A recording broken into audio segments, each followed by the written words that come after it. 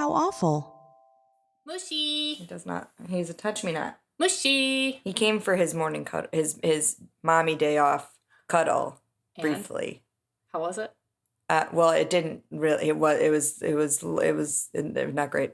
All he did was headbutt me, and I pet him, and then he went away. You got too excited. I got too excited. You can't show any emotion with this cat. Well, and now he's on the job, so Now he's on the job, so I can't, or it's an HR issue. you got to keep it together.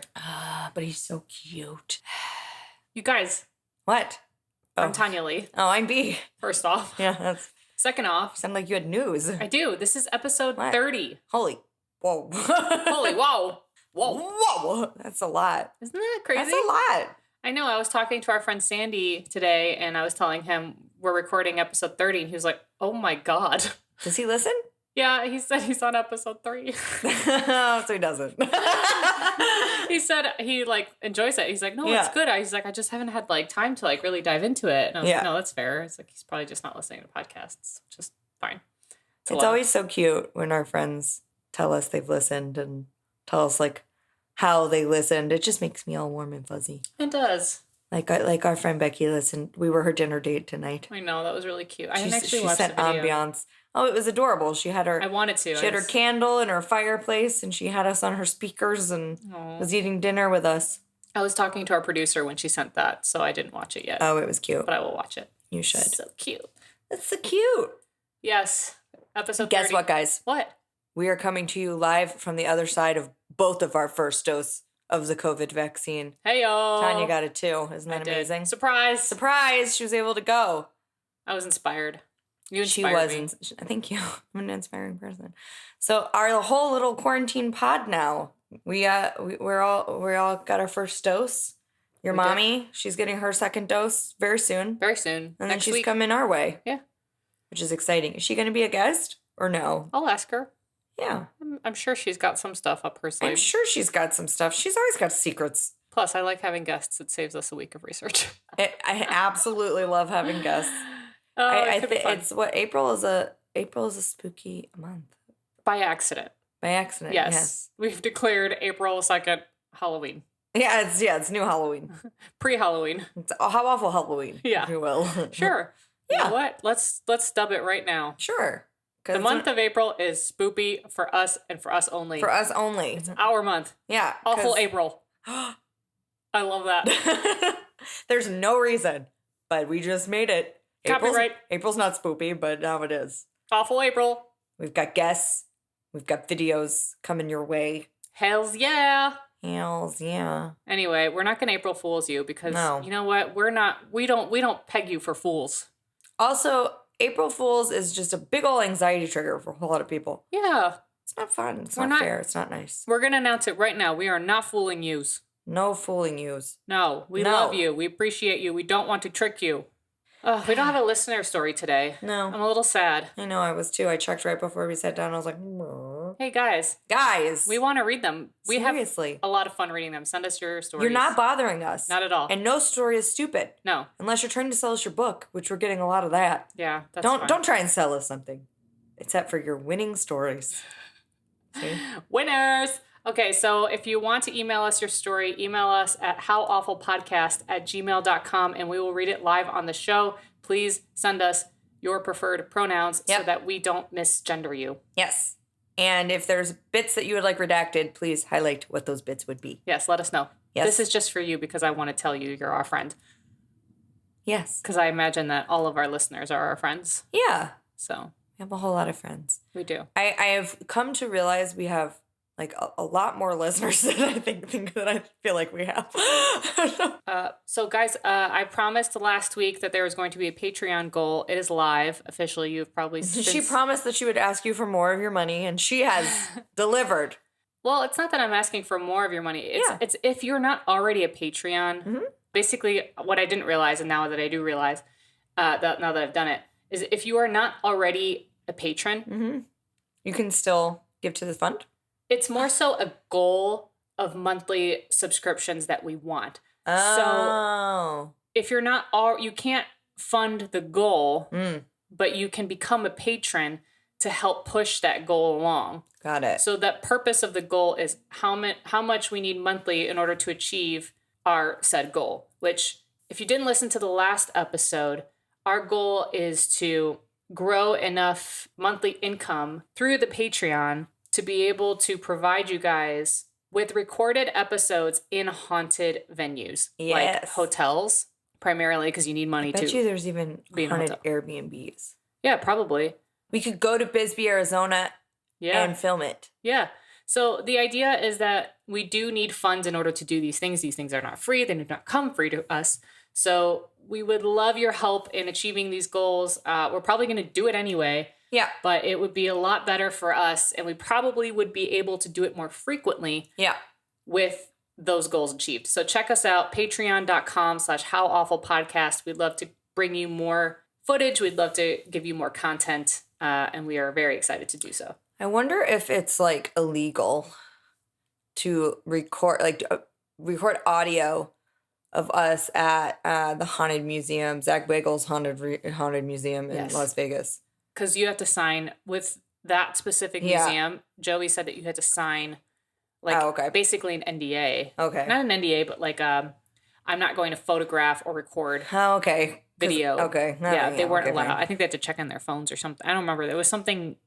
I don't think they checked on their phones, but they had to. Well, we could record a podcast right after. Yeah, at a haunted hotel in Vegas. Is there a haunted hotel in Vegas? I'm sure there is. Jamie told me about a saloon that's right before you get to Vegas, and it's in like this middle of nowhere kind of Death Valley part.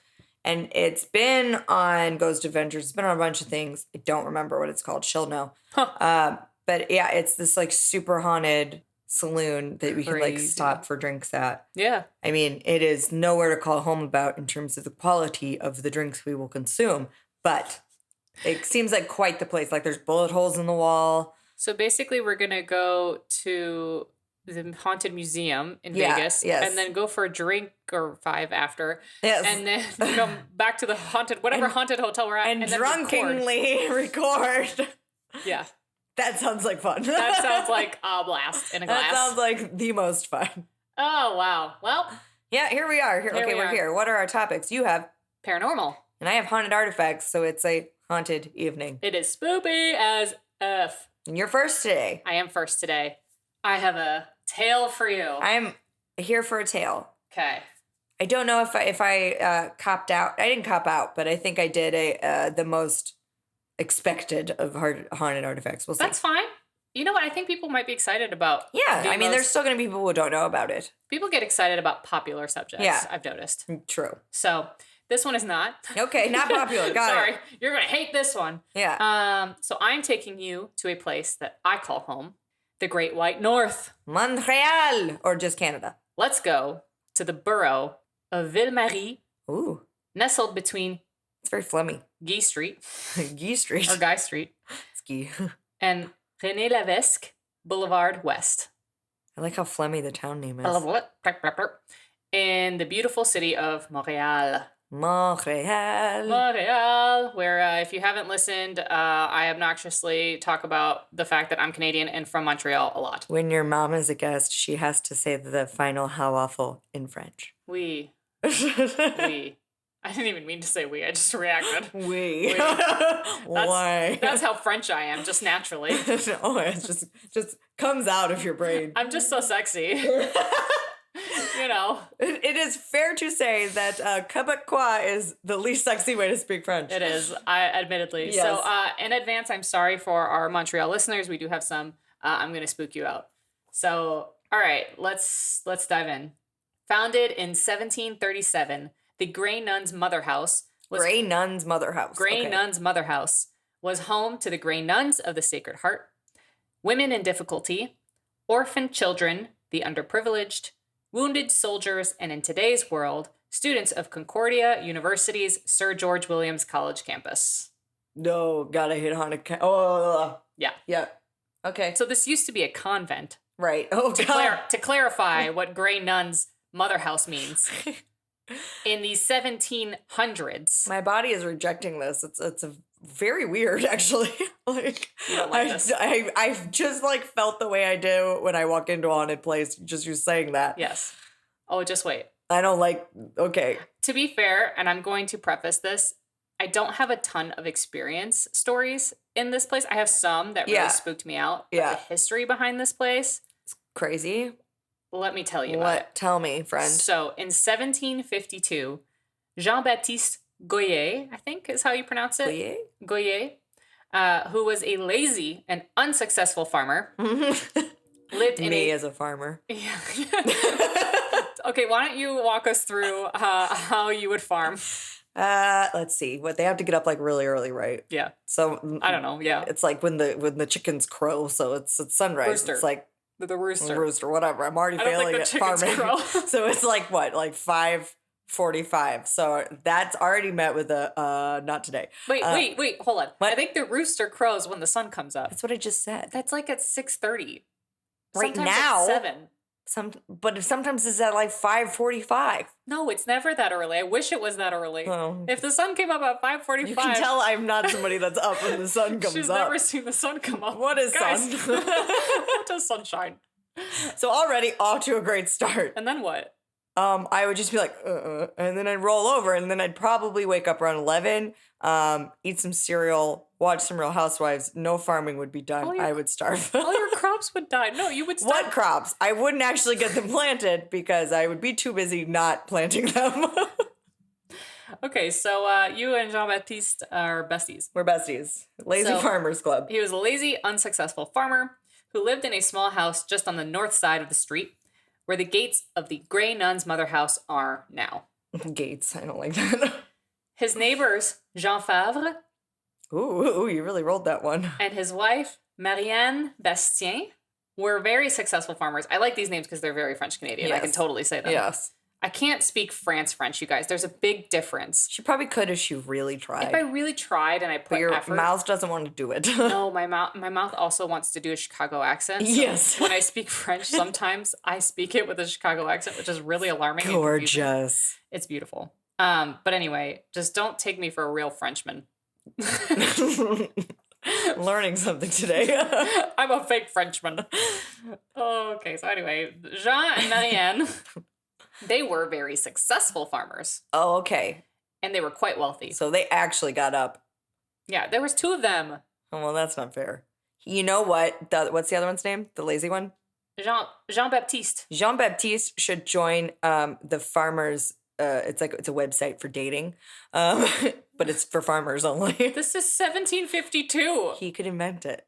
Sure. Okay, anyway.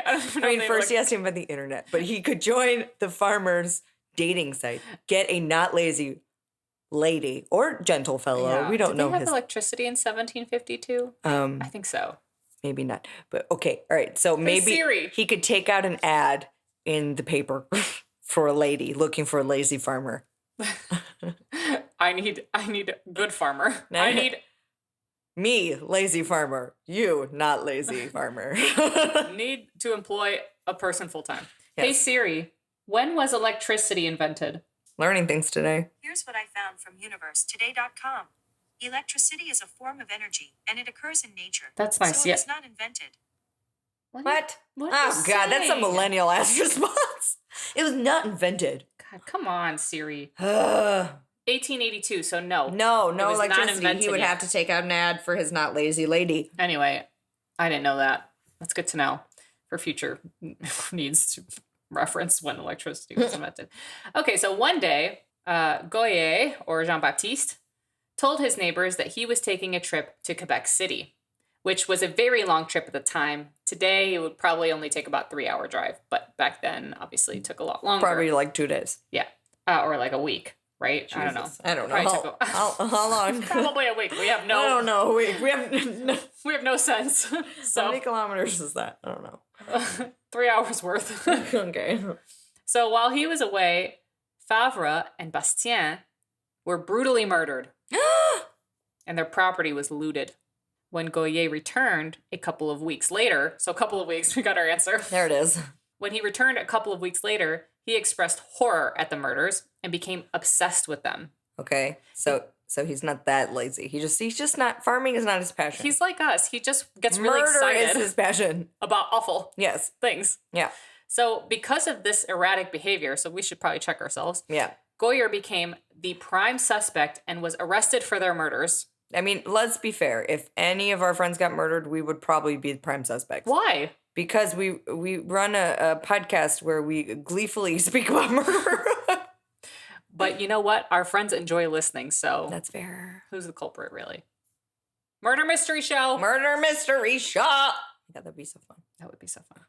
Back in that day, they would torture people with the Spanish boot, a method that involved nailing the accused's legs to planks of wood and asking them questions designed to make them confess. Nail. Oh, it's gonna get worse. So of course, Goyer confessed. Yeah, I would be like, before you even put the first nail in, I'd be like, I'll tell you everything I know. Yeah, he confessed under the pain that instead of going to Quebec City, he had snuck into the Favre's home, and in the middle of the night, he had stabbed Favre and his wife. That sounds coerced. Yes, a tad bit. So Goyer was executed. Oh, poor lazy guy. By torture wheel. Torture wheel? On the Place du Marché. Wait, hold on. Is it like the Wheel of Fortune? Do they spin it and they're like, we're going to slowly pull out your insides through your nose? What is a torture wheel, you ask? I do ask. I wrote that. Oh. They would attach the guilty to a flat wheel. They then would spin the wheel slowly, and the torturer would smash their limbs apart with a hammer between the gaps in the wheel. Goyer was left there to die, with his bones smashed and splintered, and they buried him at that very spot. So nobody really actually knows who done it. I don't think he did it. It was not Goyer. I don't think so. I just think he was like, I don't give. He's too lazy. He can't even plant his corn. You think he's going to stab some bitches? No, but 1752, no justice was had. I mean, I would probably be real bored back then too, so maybe. Yeah. So a blood red cross was erected on the spot as a warning to others not to commit such a heinous crime. Over a century later, in the 1870s, the roads were widened and the nuns discreetly moved the original cross, painted it a less striking color, and surrounded it with religious paraphernalia and a garden. Nice. Today, because they moved the cross from its original place, Bad move, ladies. Goyer's body is probably somewhere under René Lévesque Boulevard, unmarked. Just somewhere. Cool. On Valentine's Day, 1918, the Grey Nunnery housed orphans on the top floor of the left wing, with the sick and wounded soldiers on the lower levels. When suddenly a fire broke out on the top floor of the building. It's always suddenly a fire. Suddenly. How are there all these sudden fires? Nobody knows how the fire was started. But 53 confirmed deaths, with only 38 bodies recovered from the flames. Now, because back in that day, there was no way to really count or like keep track of how many orphans were there or what kind of orphans were there or who was there. There was a lot of babies. Like, this is terrible. I'm sorry. This is so awful. And like the soldiers, they probably weren't tracking who was coming in and out. Yeah. So that 53 confirmed deaths with only 38 bodies recovered from the flames, that number could very well be much worse. Yeah. But we don't have a way of knowing. So that's the only ones that were confirmed. So massive tragedy happened on that lot. Mm-hmm. It was acquired by Concordia University in 2007, and it underwent an extensive renovation. No, you shouldn't do that. Yeah, to much of the building, except for its basement crypt. Basement crypt. Casually housing the bodies of 232 buried nuns. No! Whose remains must stay there for health reasons, as many died of highly contagious diseases. Wait. They still can't move their bodies? Correct. Because they still might be contagious? They don't want to open tombs up because they don't know if you can catch it. What? Well, it's like Ebola, right? Ebola, if you die from Ebola, your body is contaminated. Forever? Yes. That's why, like, it's, like, so terrible. Jesus. When they have to bury somebody. Forgive me if I'm wrong, but I'm pretty sure it's Ebola. That's okay. But it is now used as housing for first-year students, where they essentially sleep above a cemetery. I hate this. Oh, God. No. Concordia professor Daniel O'Leary explained that among the many stories about Grey nuns, the book titled Awful Disclosures of Maria Monk is a chilling first-hand account of the convent from the 19th century. Monk, who O'Leary described as a non-voluntary inmate, at Grey Nuns claimed the building hid an oubliette, which is a secret dungeon. Yeah. Containing the bodies of dead fetuses and infants from nuns who had secretly gotten pregnant. No! Yes. So feeling an overall ick. Yeah, that's an overall ick, yes. Big ick energy. Big ick. Professor O'Leary and his two roommates who had experiences there decided to hold a seance. As soon as they set up their protective circle, they could hear eerie operatic music echoing from the piano down the hall. For a long time, they sat in silence, waiting. It wasn't until they were about ready to give up that their fingers started to glide across the board. Yes, the board. They're using a Ouija board. Idiots. It spelled out the letters G-E-M-A, Gemma. He claimed that over the following hour and a half, they had conversations with multiple entities, but few were as chatty as Gemma. When they asked her if she had been affected by the 1918 fire, she indicated no. When asked why she was here, the planchette slid from letter to letter, spelling out need care. Towards the end of the session, they noticed the pointer was repeatedly circling over goodbye. While this left them with a bad feeling, they continued anyway. Oh, okay, why not? Until the pointer began sliding maniacally across the board.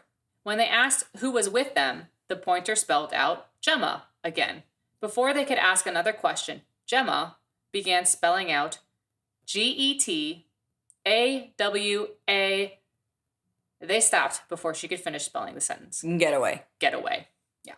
They were like, that's good. We're done. Yep, all right. Don't need to tell me. Don't need to lie. We're good. Bye. Get to wa. It's good enough. Get to wa. So some more experiences. Donovan King, a Concordia alumnus and expert in haunted theater who runs Montreal's Ghost Tours, has some sordid details about the SGW campus's allegedly haunted past. He said, quote, "Back in the spring, I went to the residence and began asking students on the street about if anyone had heard any stories of hauntings. One student, who had been living in the residence, said she had been having nightmares every night about dead, disfigured children who were burned. She would hear trampling noises and have bad visions associated with this," end quote.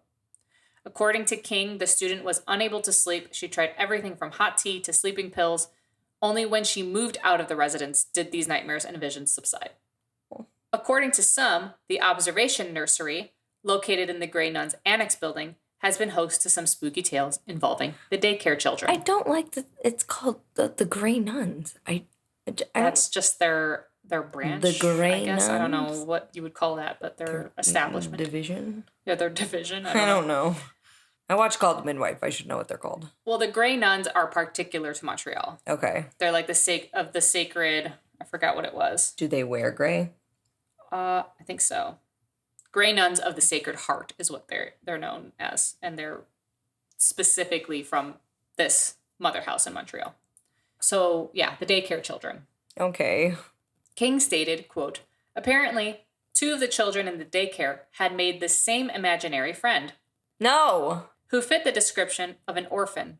Both children in the daycare had individually described this friend as having a tattered hat and ripped, charred clothes," end quote. Oh, God. Which particularly drove me a little crazy because of my imaginary friend. Right. That's what I claimed I saw. Well, not that he was burned. No. Okay. But it was just the language that the child used to describe what they saw. Yeah. Was like similar. Me. Yeah. So I'm like, oh God. And this is a personal story I pulled from housecreep.com called What Happened at 1190 Rue Guy. I'm going to read this verbatim because okay, go ahead. I don't want to paraphrase somebody's experience. Okay. They didn't source themselves. So I'm just saying the website that I found it from because I don't know whose experience this is. Got it. In 2010, I lived on the top floor of the Grey Nuns building on the side that was used by Concordia University as a student's residence. At the time, the other half of the building was still occupied by nuns. Many strange things happened while I was living there, and I'm not the only one who spoke about hearing things or seeing things move on their own. I frequently heard disembodied voices talking, whispers coming from empty closets. No. I hate that one, yeah. Oh, God. Huh. And footsteps coming down the halls when no one was there. Several of us also witnessed cabinet doors opening and closing on their own in the common rooms.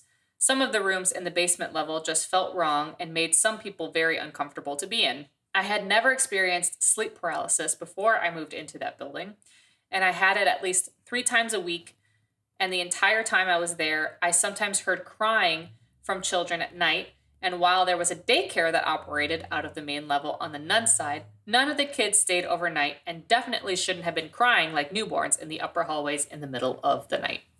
End quote. So. I dislike this. Yes. So my sources. Okay. I read a couple articles for the Concordian, one of which was Grey Nun Ghosts and Murderer's Grave by Sarah Baron Goodman. And the other one was The Ghosts of Grey Nuns by Megan Hunt. I read an article from superstitious.com called Montreal's Grey Nuns Rife with History and Tragedy by Brian Baker.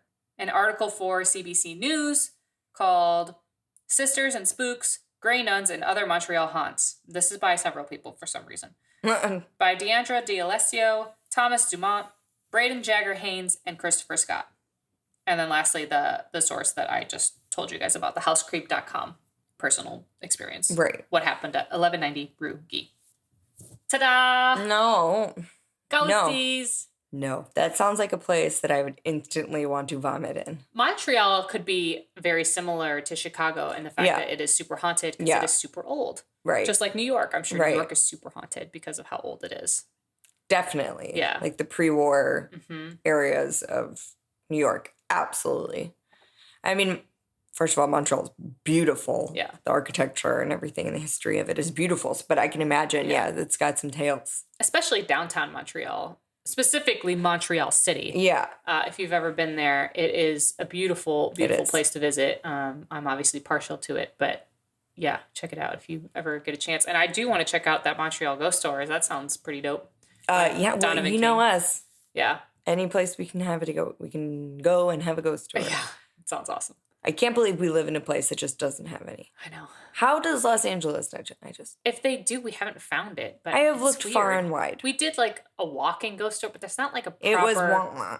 That's why we want to create our own. And then the tour guide just like abandoned us in the middle of the really bad part of Hollywood, and we had to walk back to our car like a mile away through the really bad part of Hollywood. Yeah, they could have walked us back to the beginning. We're some ladies. Like you could, why can't you circle back? I don't know. Wasn't my kind of place. No, not my tour. I just have not found. That is a pretty haunted corner, to be fair, but it felt very touristy and not like in a fun way. Yeah. Nobody who lives in Los Angeles enjoys walking through Hollywood at any point in the day or night. Note to people that have never been to Los Angeles, Hollywood Boulevard is a nightmare. It's a nightmare. Even when we were dirty, it's filled with pickpocketers and people trying to scam you. Mm-hmm. And I always tell people we can go, but manage your expectations. We always say, we're going to drive through it and you let us know if you would like to get out of the car. We will happily get out of the car with you.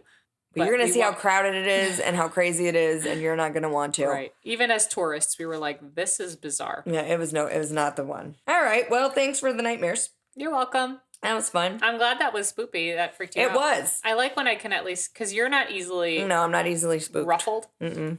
So I like when I can ruffle your feathers. Ruffle my feathers? Yeah.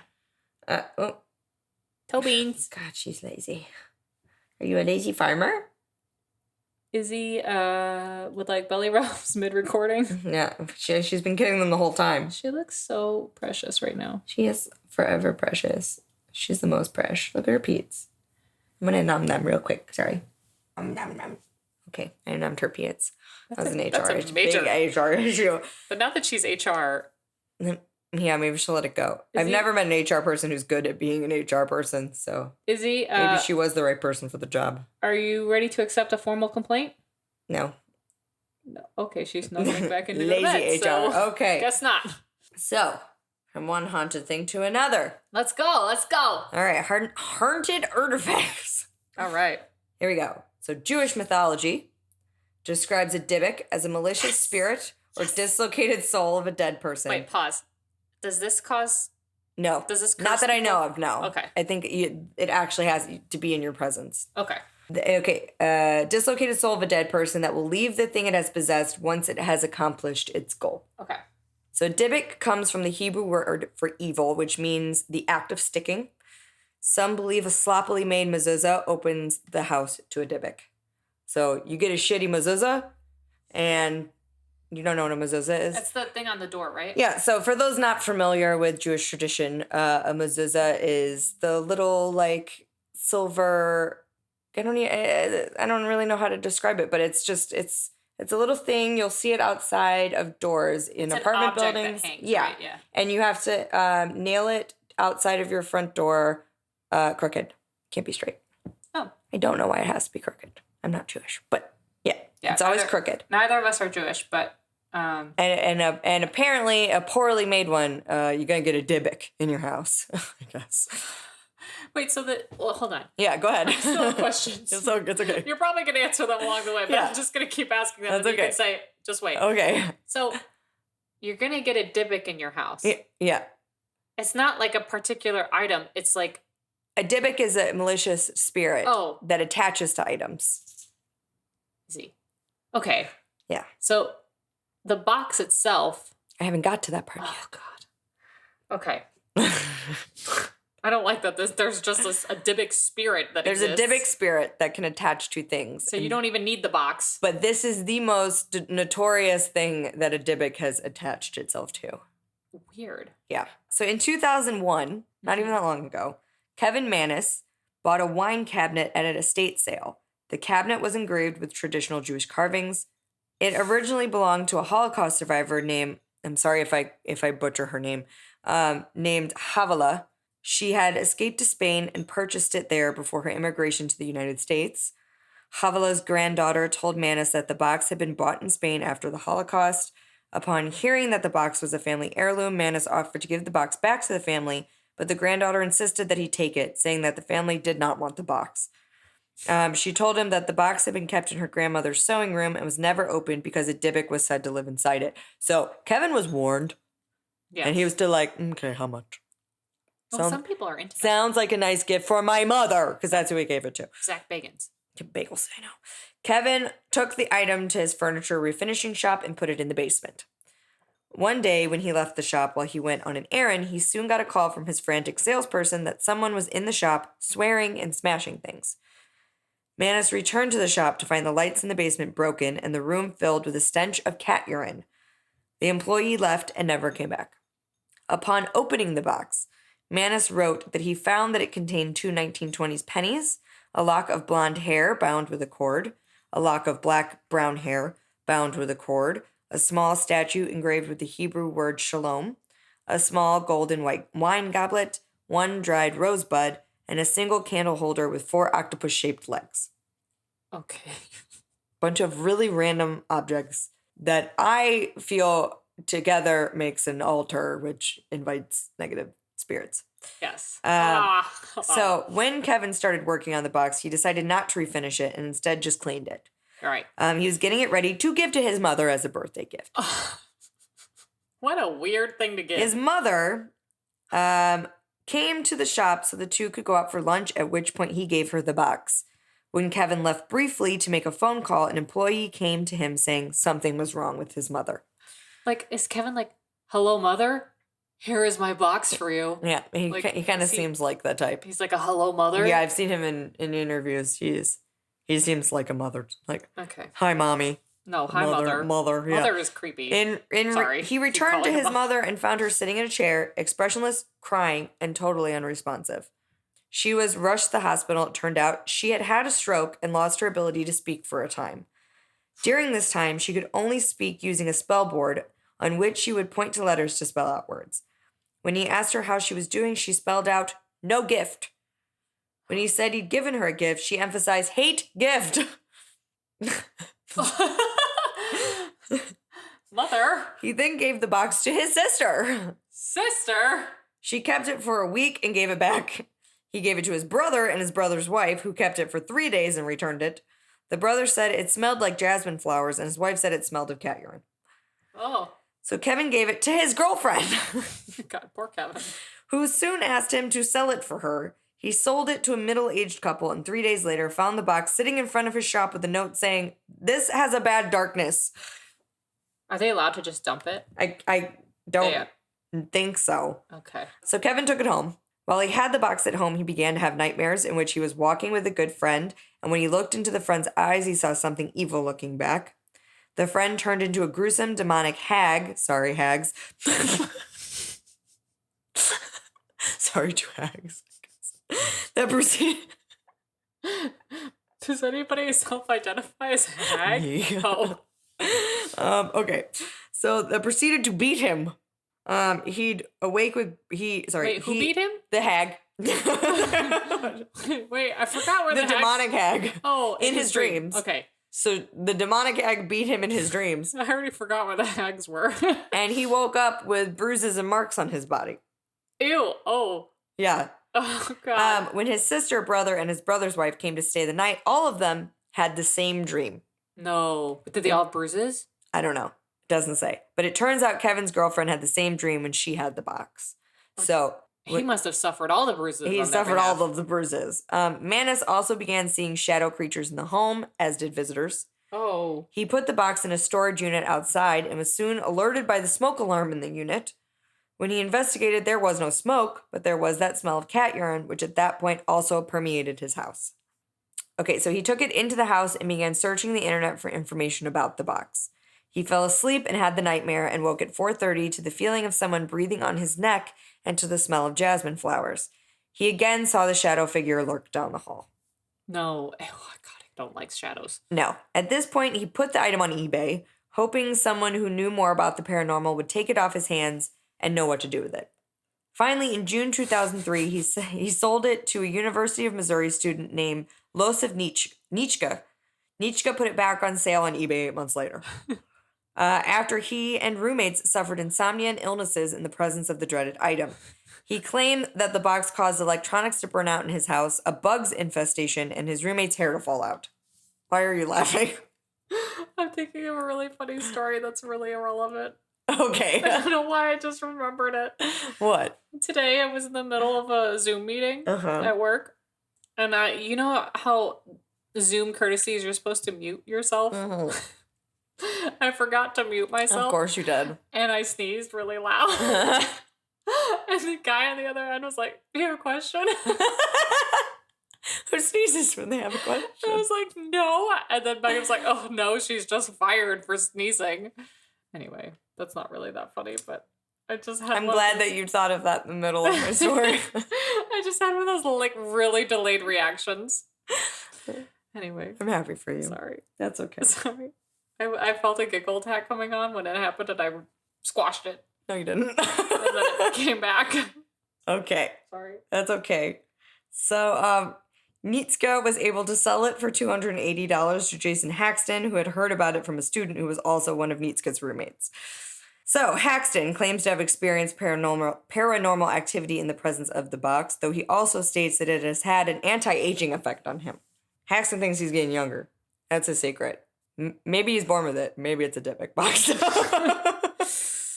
Anyway, he claims that he experienced welts and hives when he first had the box, and he even experienced coughing up blood and choking. I almost just choked right now. On what? My saliva. Okay.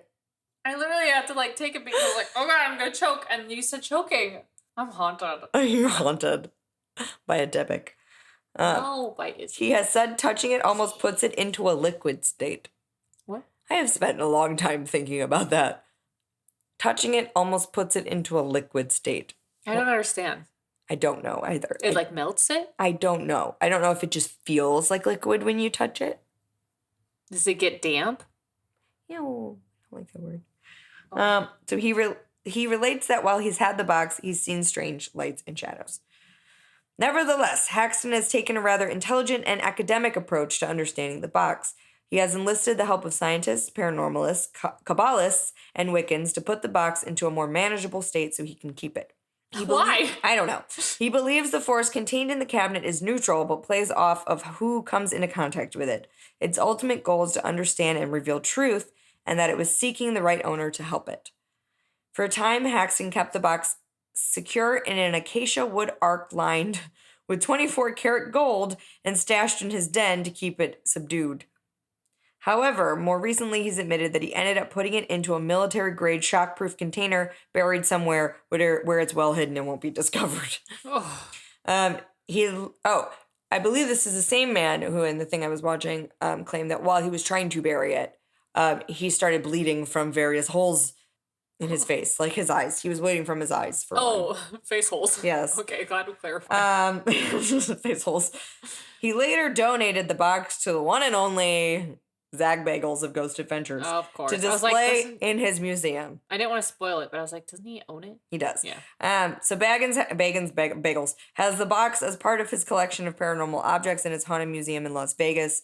Bagels will not let the public look at the box. However, if you'd really like to see it, you must sign a waiver that releases Bagels from liability if anything bad happens to you while viewing the box or immediately after.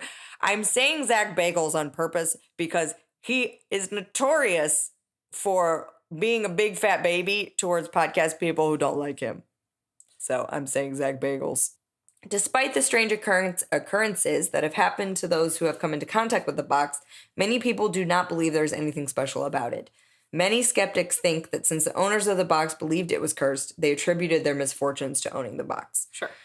Chris French of the Anomalistic, there it is. I got it. Chris French of the Anomalistic Psychology Research Unit at Goldsmiths College expressed skepticism at the idea that the box is haunted or cursed, saying, "They were already primed to be looking out for bad stuff. If you believe you have been cursed, then inevitably you explain the bad stuff that happens in terms of what you perceive to be the curse. But put it like this, I would be happy to own this object." Huh. So, sources is obviously Wikipedia for a Dybbuk, which is just the spirit, and Wikipedia for the Dybbuk box. And then an exemplar paranormal article, The True Story of the Dybbuk Box and Where It Is Now. Wow. Also, there are special Ghost Adventures episodes. They're his quarantine episodes. Right. From inside the museum. Yeah, exactly. Where Bagels confronts the box, and it is the most dramatic, ridiculous thing you'll ever see in your life. Oh, I can imagine. He starts acting like he's possessed, and starts like being weird towards his camera crew and like mean and aggressive, and they're like, "Bro, you know what he is? It's the box." You know what he is? What is he? Extra. Oh, okay. You missed the hand movements that came with that. You guys, this is why we need to be videotaped. So I think even if nobody votes for it, I'm gonna do the Ghost Adventures recap posts. Did you post a vote? Oh, did I have to post a vote? I'll post it on our Instagram, but I'm gonna do it. Yeah. Yeah. Because did you post a vote? No, I didn't. I'm really bad at social media. It's okay. Which is a really funny thing about me, because if you me growing up, you think I would be like one of those. Yeah, you would. You'd think. Ugh. And in my early 20s, I was one of those. Sure. But now I just like, it doesn't cross my mind. Yeah. I never post. I post a lot. I can't even think. I don't even think about it. Yeah. I do. I know. You're very good at it. And if it weren't for you, there would just be nothing going on. I'm the worst. No. I am. Do you want to tell me something wonderful? I can tell you a vague wonderful, but you know what the actual wonderful is. But Okay. I'm going to be vague on the podcast for various reasons. Okay. But I'm ready. My how wonderful is in the effort of advancing my life and my bank account. I signed up for classes today, mysterious classes. To further your knowledge. To further my knowledge, so that I am hopefully by late summer capable of securing the bag, if you will. I love it. Yes. Congrats, you well done. Thank you. My goal is to be rich. Yeah, well, you know what? We just want to be... I used to say that I wanted to make the kind of money to where I just didn't think about my bank account.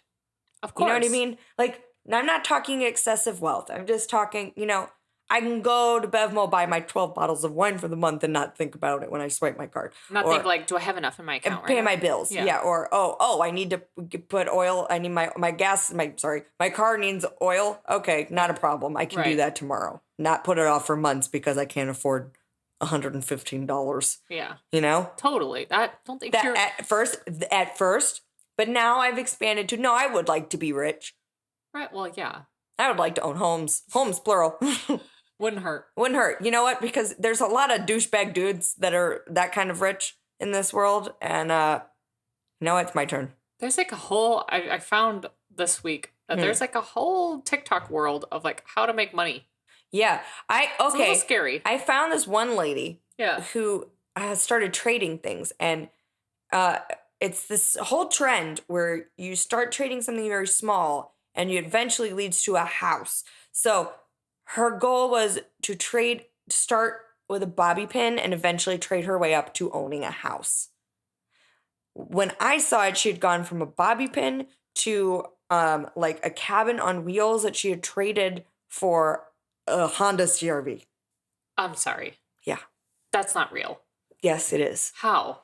You just trade something small for something a little bit bigger, and it just keeps getting bigger and bigger and bigger. Interesting. Yeah. But she has a lot of here's the thing. She's kind of a cheater because she knows she got the little tiny home cabin, and then she was able to get sponsors because everybody's watching her, get sponsors to kind of rejuvenate this little cabin so it was super cute so she could trade it for something nicer. Yeah. So okay. And then she got sponsors to zhuzh up the car. So yeah.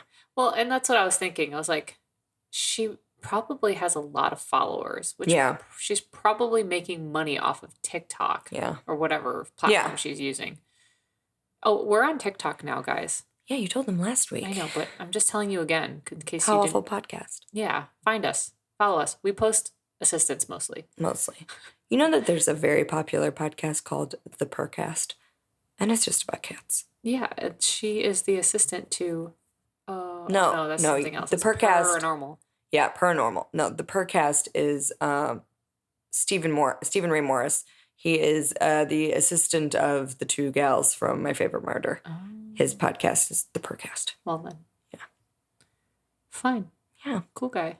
Cool guy. He's got a mustache. He's a cool guy. Cool guy. He podcasts about his assistants. There was this girl who worked at a studio that I worked at. Mm-hmm.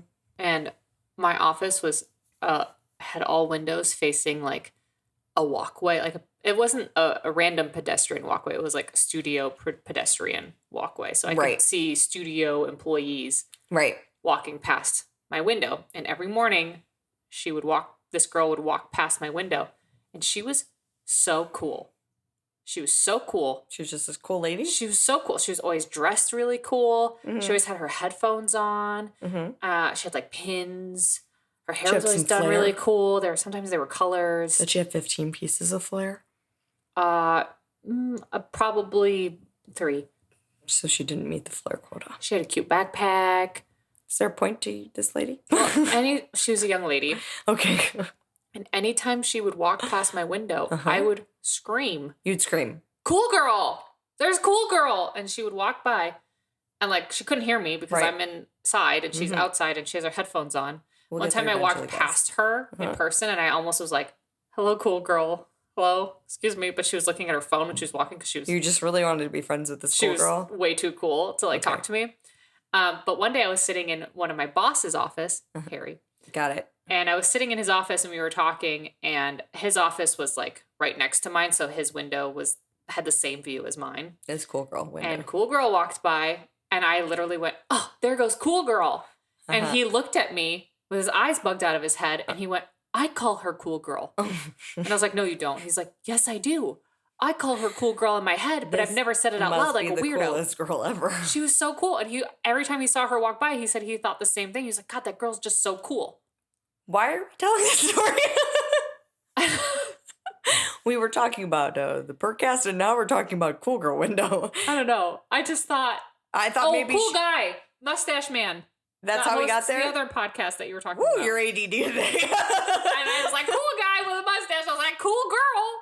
I remembered cool girl. Welcome to my home. That's my wonderful.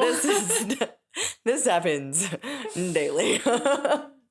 Okay, tell me you're wonderful. It's not cool girl. It's not going to be cool girl this time. What is it? This time, sorry.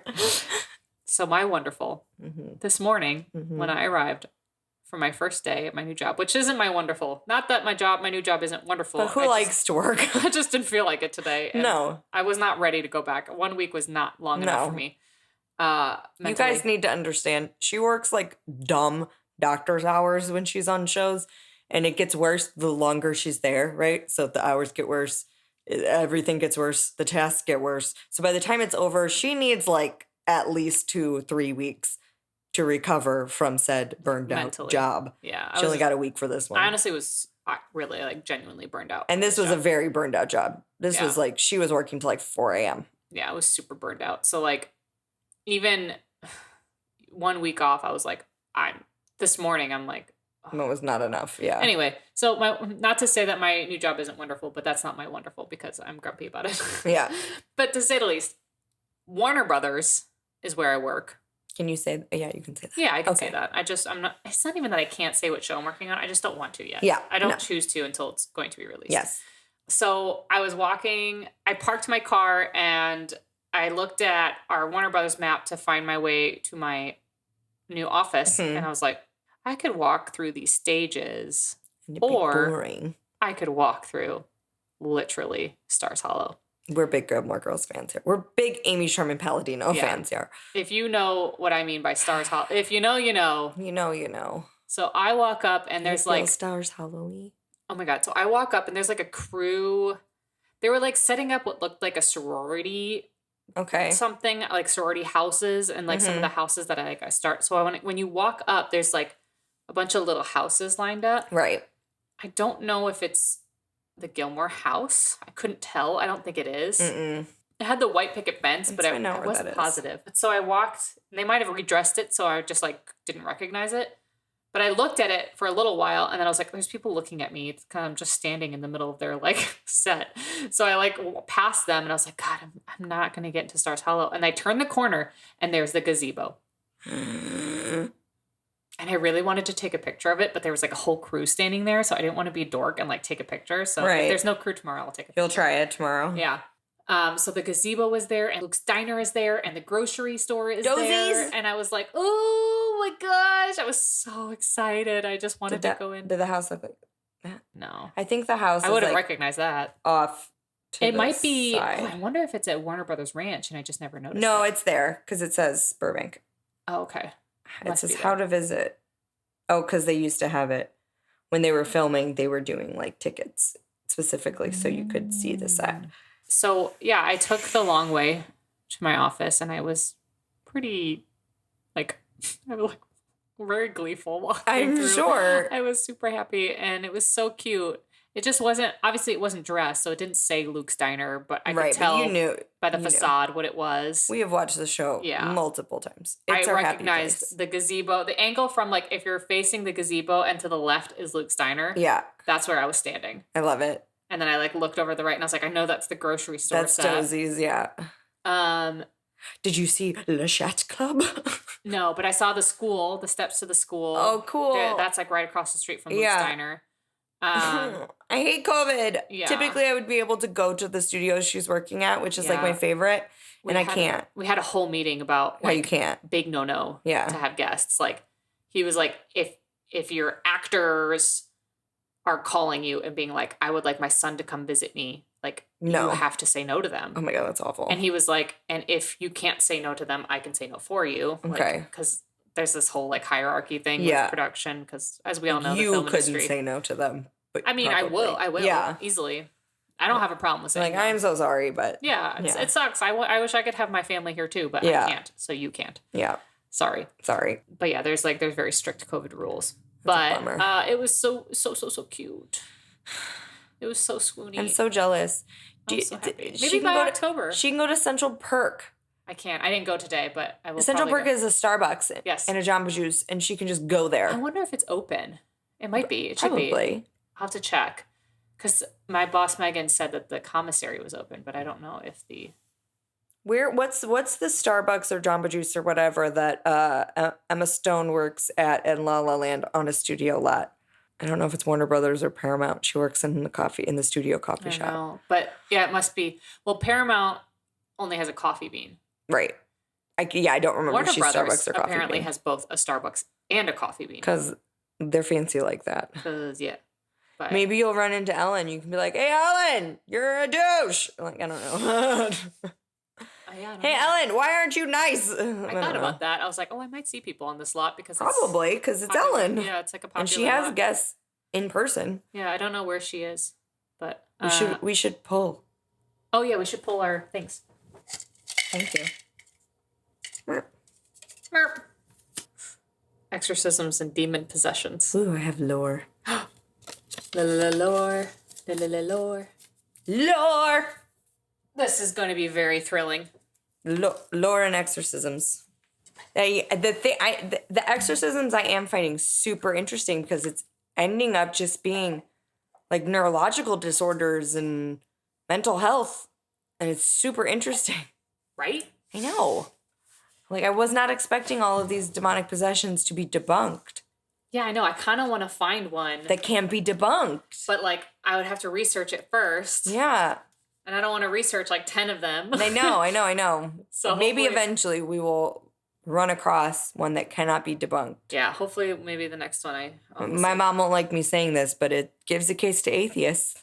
Yeah, it does. Because they don't believe in God, they don't believe in the devil, and they don't believe in demons and angels, so can't be possessed. And they don't get possessed. Don't exist. You never hear about an atheist being... No, they're always Catholics. Mm-hmm.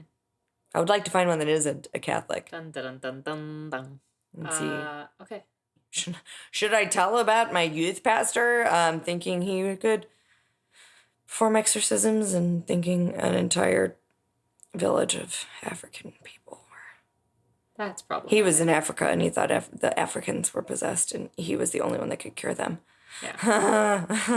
White guy savior. Complex. Ugh, worst. Anyway. Yeah. Anyway. Should we do the spiel? Am I being ready? tested? Oh, God, here we go. It's your turn. You can find us on all of the social medias except for Pinterest. And I'll tell you what those are because you're lazy. She hates when I say that. Instagram, Twitter, TikTok now, Facebook, where we're very popular, and YouTube. We are How Awful Podcast. You can give us your money at patreon.com/howawfulpodcast. Did I do it? You did. You can send us your stories, and we're talking about haunted stories. We're talking about possessions. I don't know. Your hometown lore. If you've been abducted by aliens, Tanya will be so psyched. So psyched. So psyched. Maybe not abducted, but if you've seen a UFO. You don't have to have been abducted. I just want to know your UFO sightings. Exactly. If you have pictures, that would be cool too. Video. So write us, tell us your pronouns, tell us if you're cool with us reading it on the podcast, include pictures if you have them, and include pictures of your assistants if you have those as well. Yes, please. We love them. Yes, please. And where can they email us? They can email us at howawfulpodcast@gmail.com. Am I missing something? Oh, you can go to howawfulpodcast.com and find all of these things, all of the links to them. It's right there at your disposal. That's your easy podcast.com. option. You also listen to us at howawfulpodcast.com. You can, because you can find us where all podcasts are. If you're listening to us, then you found us. So I don't need to tell you this. Yeah. But don't forget to like us, subscribe, rate us, review. Tell your mom, tell your dad, tell your friends, tell your coworkers, tell your grandma. I don't know if grandma will like us, but maybe she will. We get pushed up. We get pushed up the list when you give us some ratings and some reviews. Yeah. So we wouldn't hate that if you want to send us. No, we wouldn't hate it. Takes 2 seconds, helps us a whole ton. Yes. A whole ton. We want to get sponsors. Yeah, and the way you can rate us is on whatever app you are using to listen to podcasts on. Mm-hmm. You can rate us there. Yep. Whether it's iTunes or whatever. Apple Podcasts, Spotify. And if you're listening to us every week as is, just make sure you're hitting that download button because it doesn't count if you don't. Yeah. You can always delete it after. Exactly. But just download us, guys. Thank you. Thank you. Thank you. We love you dearly. Thank you, thank you, thank you, thank you, thank you, thank you, thank you, thank you, thank you, thank you. That's the whisper thank you song. I don't know what that was. Who are you? I've been Tanya Lee. And I've been V. And what are we? How awful. It's not unusual to be loved by anyone. Wow. As always, we've been B and Tanya Lee. Our logo was created by MJ Savard, and our theme music courtesy of Nikki Lou.